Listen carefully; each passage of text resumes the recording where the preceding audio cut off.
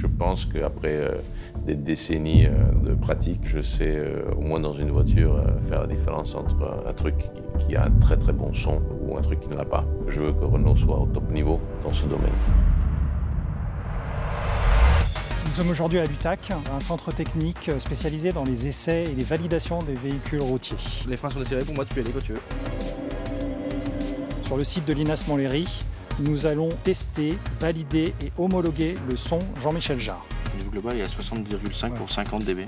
Ouais, on entend bien le son, ça se sent sur les mesures.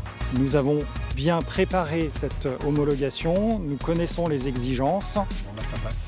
Super, merci. Une fois que tout est bien préparé, on arrivait un peu à la cérémonie où on présentait tous ces sons, confiant que tous les sons qu'on présentait étaient beaux, de belle qualité, et que finalement, le workshop allait plutôt être un workshop d'embarras du choix.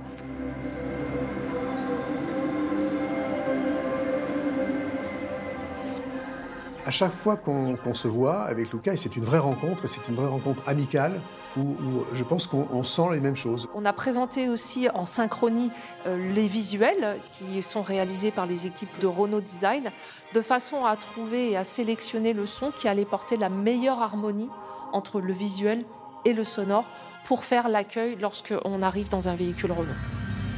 La première, elle est plus joyeuse, mais l'autre, elle est plus intrigante. Elle est un peu intrigante, c'est ça, exactement. Oui. C'est quelque chose de très fort parce que quand ça correspond parfaitement à la milliseconde près, c'est quelque chose d'assez spectaculaire en termes d'audiovisuel.